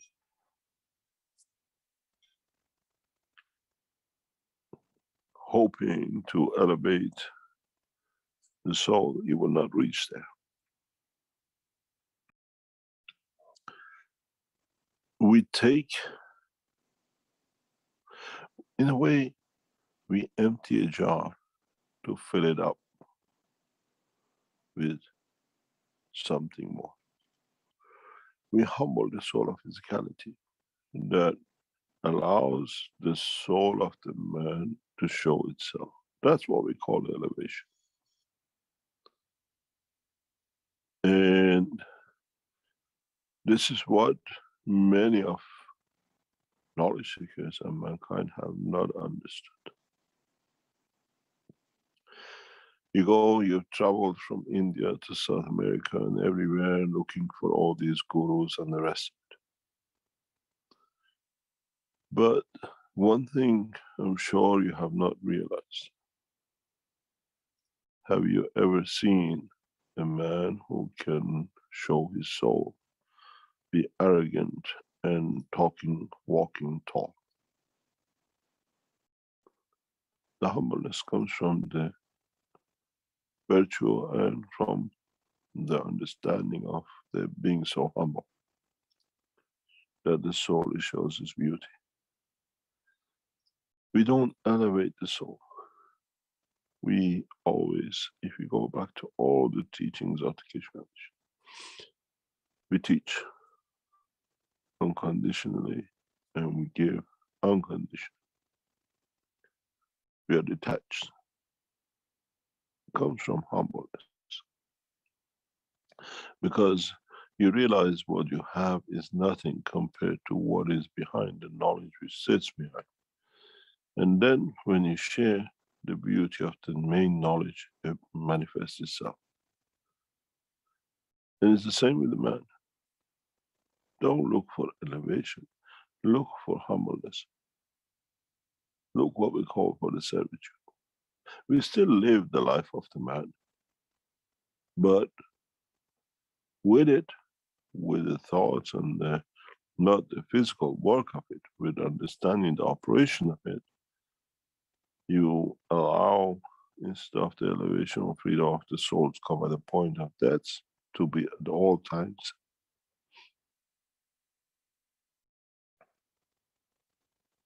And Mr. Keshe, what you're saying is, instead of when you constantly think about elevation, actually nothing is happening. It's just like you have to be humble. But just like when you want to have a beautiful flower, you don't constantly think about the flower, but if you put a seed down and water it and take care of it and nurture it, the flower shows up.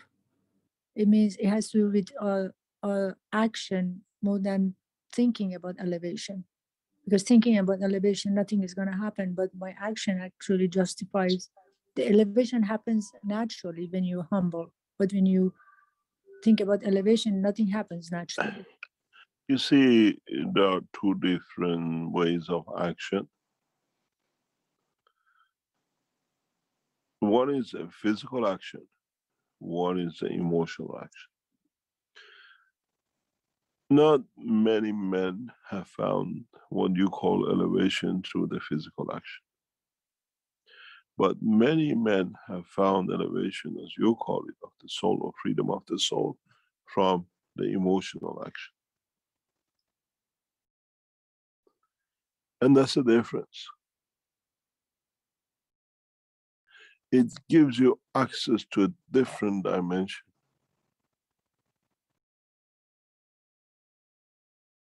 It gives you access to what you never want. You walk on the street and you think you're very generous and God will give you this and that. And you give money to a beggar or somebody you think he asks for money, he needs money to live. And you think you're very humble. You get nothing for it, more or less very little, except self-satisfaction. You walk a few meters away and you see a man in pain. And you wish I could carry your pain that you don't suffer. And then you find a few steps further an elevation and a knowledge, a freedom.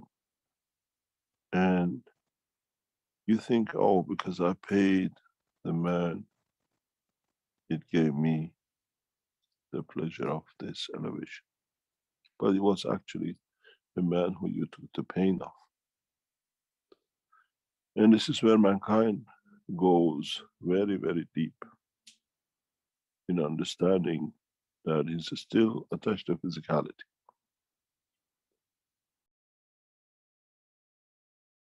Because physical terminology has an end, but emotional and soul has not.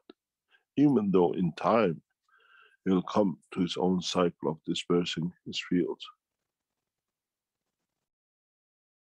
Even our soul has a transition time, but it depends what it goes to and what it gives to be as part of its transition to the next step.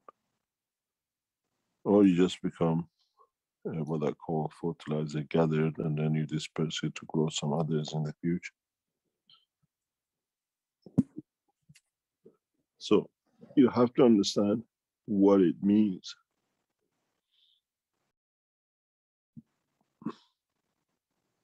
Building mosques and churches and giving charity has not brought no such a one single elevation to no soul.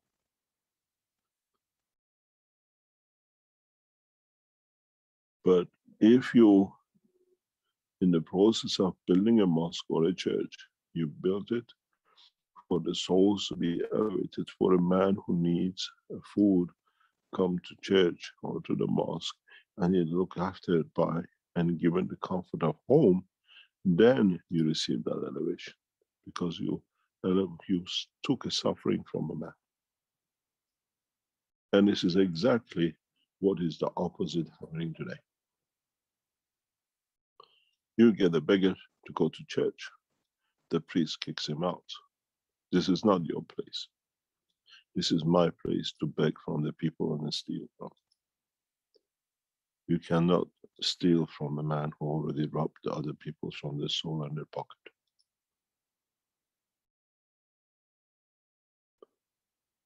And I've told you many times, go to Vatican and walk around the bridges. On the bridges, the walkway to the Vatican, where you walk into the square, and just on the border where the line of Vatican is, move back 50 steps and look to the left. You see a lot of homeless people sleeping on the window sills of the Vatican's car park hidden behind, bringing coaches and coaches of Japanese, Chinese, Filipinos and the rest to put money in the coffers of the Vatican. And these people are Christian and they sleep hungry and in boxes.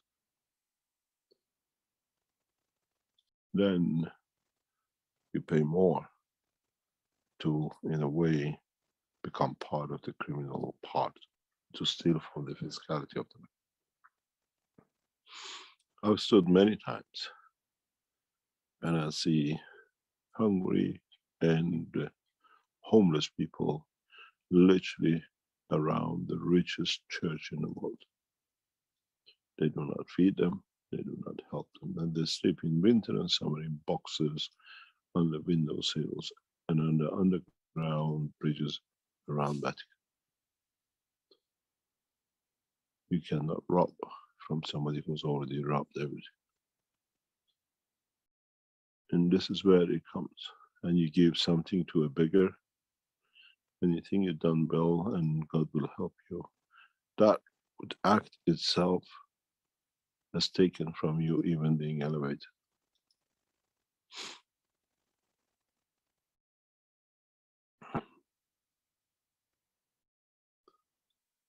Then you understand more.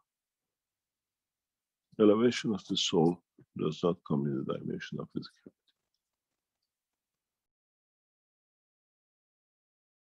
It comes through the dimension of emotion and thoughts.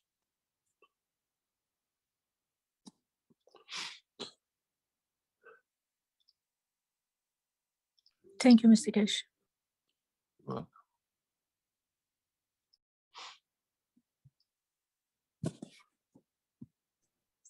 we're nearly half. So, any other question, or shall we call it a day?